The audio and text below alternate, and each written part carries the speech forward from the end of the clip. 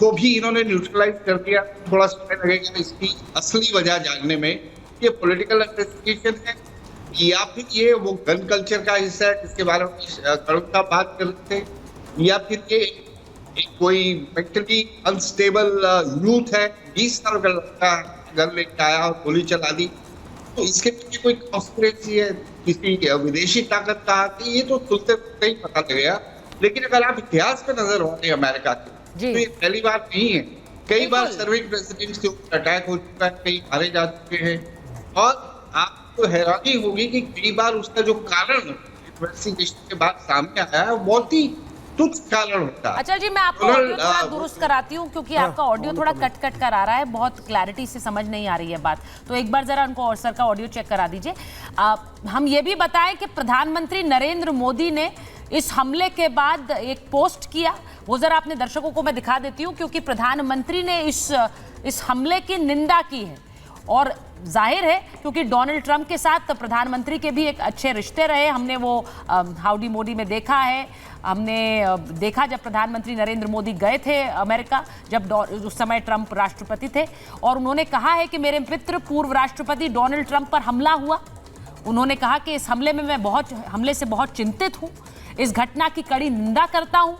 प्रधानमंत्री का ये पोस्ट आया। राजनीति और लोकतंत्र में हिंसा का कोई स्थान नहीं है, ये उन्होंने कहा। उनके शीघ्र स्वस्थ होने की कामना करता हूं। अब राजनीति में हिंसा की कोई जगह नहीं है, वो ये कह रहे हैं। अब मैं आपसे पूछ रही हूं तुहिन जी, और विवेक जी को और प्रेम जी को भी रखिए स्क्रीन पर। तुहिन जी, आपकी पार्टी की तरफ से, आपके कुछ नेताओं की तरफ से ऐसे बयान आए जो ये बताते हैं, दिखाते हैं कि ये जो नफरत की एक सोच है उसका एक सीधा कनेक्शन इस हमले से है, और ये भी कि भारत में एक नफरती सोच प्रधानमंत्री नरेंद्र मोदी के खिलाफ भी उजागर होती है, और उससे एक खतरा बनता है कि इस तरह के हमलों का। आपको लगता है कि एक सोच जो बार बार ये बताती है कि प्रधानमंत्री तानाशाह हैं, वो संविधान खत्म कर देंगे, क्योंकि वहां ट्रंप के खिलाफ भी इस तरह की बहुत सी बयानबाजी थी, आप कोई पैरेलल इसमें ड्रॉ करते हैं क्या तुहिन जी? बिल्कुल सुचरिता जी, बिल्कुल आपने बिल्कुल सही बात कही है। ये जिस प्रकार से जो वामपंथी मानसिकता वाले जो राजनीतिक लीडर्स हैं आजकल, वो जिस प्रकार से एक जहर घोलते हैं अपने राजनीतिक प्रतिद्वंदियों के प्रति, मेरे ख्याल से वो एक बहुत बड़ा सिक्योरिटी थ्रेट पैदा कर रहा है पूरे विश्व के राष्ट्रवादी नेताओं के लिए। और भारत में जो है ये प्रॉब्लम भारत में आ गया। अच्छा, अरे बीच में मत बोलिए ना, आप तो बोलना पड़ेगा। बात शुरू नहीं करता, वामपंथी कहां से हो गया? वामपंथी वर्ड क्यों यूज कर रहे हो? वो आप पर अटैक कर रहे हैं, वो कह रहे हैं वामपंथी सोच है। देखिए सुचरिता जी, इसी सुचरिता जी, इसी इंटॉलरेंस के खिलाफ मैं कह रहा हूं, इंटॉलरेंस के खिलाफ कह रहा हूं। और अब मैं वामपंथी पार्टियों की बात नहीं कर रहा हूं, क्योंकि राहुल गांधी की सोच भी आज लगभग वामपंथी ही है, इसीलिए मैं वामपंथी शब्द का प्रयोग कर रहा हूं। और हमारे जो लीडर ऑफ ऑपोजिशन है उनमें निश्चित रूप से हिंसात्मक प्रवृत्तियां पाई गई है। मैं आपको दो बयान देता हूं। फरवरी 2020 आप आरोप लगा रहे हैं क्या? आप वीडियो उपलब्ध है, वीडियो उपलब्ध है। ये क्या बैकग्राउंड म्यूजिक चल रहा है सुचरिता जी आज? नहीं, आप बताइए ना। आप कह रहे हैं कि 2020 फरवरी का एक स्पष्ट जी नहीं, वही मैं कह रहा हूं। फरवरी 2020 में उन्होंने स्पष्ट बयान दिया था कि अगले 6 महीने में इस देश के युवा जो हैं प्रधानमंत्री को पीटेंगे। यह वीडियो आज मैंने भी साझा किया है, कंचन गुप्ता जी ने भी साझा किया है, कई लोगों ने साझा किया है। 1 महीने पहले अभी जब वाराणसी में गए थे प्रधानमंत्री और उनके सिक्योरिटी काफिले में किसी ने एक प्रकार से मतलब जूते फेंके, उसका उन्होंने एक प्रकार से मजाक उड़ाया था प्रेस कॉन्फ्रेंस में। तो जब इस प्रकार की प्रवृत्ति होगी और जब आपके पार्टी के लोग इस तरह के नारे लगाएंगे कि मोदी की कब्र खुदेगी, तो निश्चित रूप से आप भी इस देश में एक बहुत खतरनाक राजनीतिक माहौल पैदा कर रहे हैं। और ये भारत तक बात सीमित नहीं है। मैं एग्जैक्टली इसी बात की बात कर रही हूं तुहिन जी। भारत के लिए इसलिए इंपॉर्टेंट है क्योंकि मैंने आपको 2-3 मैं तुहिन जी आप ही की बात को आगे बढ़ा रही हूँ। ये जो तस्वीरें हम दिखा रहे हैं पंजाब की हैं, सबको ये तस्वीरें याद हैं जब फ्लाईओवर के ऊपर काफी देर तक प्रधानमंत्री का काफिला रुका रहा था, एसपीजी ने पूरा कंट्रोल ले लिया था। इस घटना के बाद भी बहुत से लोग, विवेक जी आपको याद होगा, जो ये कह रहे थे कि प्रधानमंत्री ने ऐसे ही हल्ला कर दिया पंजाब जाकर, उनकी रैली में लोग नहीं आए थे इसीलिए उन्होंने ये हंगामा कर दिया। ऐसी घटनाओं को बहुत गंभीरता से लेना होगा। नहीं, बिल्कुल। मैं 20 सेकंड पहले अमेरिका पे बोल लेता हूं, फिर मैं हिंदुस्तान पे आऊंगा। सबसे पहले अमेरिका ने जो बोया है काट रहा है। ठीक है। आपकी अल्कोहल लॉबी है, आपकी ड्रग लॉबी है, आपकी गन लॉबी है, आप उसको रोकते नहीं है, आपने प्रतिबंध नहीं लगाया। अक्रॉस द शॉप आप जाकर के कोई भी गन परचेज कर सकते हैं। यह अमेरिका का हाल है। इंटरनेशनल टेररिज्म में आप सबसे आगे हैं। इराक को आपने तबाह किया, कुवैत में आप घुसे, अफगानिस्तान आपने समाप्त किया, वियतनाम वॉर आपने किया।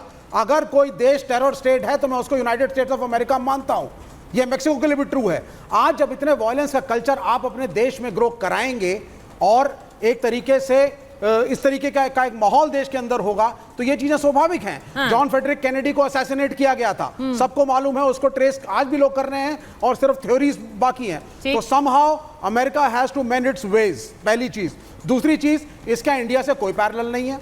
यहां पे एक शांतिपूर्ण देश है। चाहे आप वामपंथी लेफ्ट पार्टीज हो, चाहे कांग्रेस हो, जिसको आज तुहीन जी बैठ करके देशद्रोही बोल रहे हैं। We are all patriotic. हम इलेक्शन लड़ते हैं, हारते हैं, जीतते हैं, सरकारें बनती हैं, राज्यों में बिगड़ती हैं। केंद्र में सरकार आज इनकी है, कल नहीं होगी। यह प्रोसीजर चलता रहेगा। भारत शांतिपूर्ण है, इसमें कोई पैरेलल नहीं है। यहां के लोग इस तरह का वायलेंस में विश्वास नहीं रखते। हाँ, हमने 2 प्रधानमंत्रियों को खोया। तुहीन जी ये भी समझ लीजिए, 2 प्रधानमंत्री इस देश के मारे गए। एक खालिस्तानी आतंकवादियों द्वारा, उन्हीं के बॉडीगार्ड थे मिसेस गांधी के, और दूसरे राजीव गांधी। विवेक जी, आप पेट्रियोटिज्म का पाठ ना पढ़ाएं हमें। नहीं, हम लोग को बहुत गंभीरता से लेते हैं। मेरा सवाल सिर्फ ये है कि अगर आप ऐसे थ्रेट परसेप्शंस को अंडर प्ले करेंगे, मैं कोई पैरेलल ड्रॉ नहीं कर रही हूं अमेरिकन सोसाइटी और इंडियन सोसाइटी के बीच, लेकिन एक सीधा सवाल ये है, सुशील पंडित जी जुड़ गए हैं क्या हमारे साथ? मुझे जरा बताइएगा। एक सीधी बात यह है, सुशील जी अगर आप मुझे सुन रहे हैं, जब आप एक तस्वीर ऐसी बनाते हैं कि जो व्यक्ति सत्ता में है या सत्ता में आ सकता है वो फैशिस्ट है, वो तानाशाह है और वो आपके सारे हक छीन लेगा। देखिए, इस तरह का एक नैरेटिव अमेरिका में भी है। मैं फिर कहूंगी दोनों सोसाइटीज अलग है, लेकिन जब आप एक नैरेटिव बनाते हैं तो उसका एक खामियाजा हो सकता है, उसका एक प्रभाव आम जनता पर पड़ सकता है।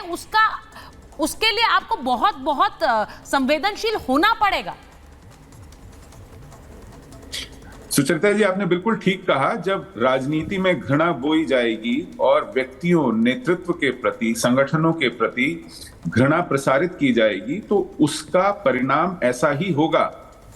और मैं तुहिन जी की बात का समर्थन करता हूं। वामपंथी विचारधारा मूलतः एक हिंसक विचारधारा है। इनकी जो प्रेरणा के स्रोत हैं, अब जैसे माओ से तुंग है, उसने कहा था कि power grows from a barrel of a gun. उसने अपने प्रतिद्वंदी लिन प्याओ की हत्या करा दी थी। स्टालिन, जिसकी तस्वीरें लेकर के अपनी कॉन्फ्रेंसेस करते हैं, उसने ट्रॉट्स्की की हत्या करा दी थी। अपने प्रतिद्वंद्वियों को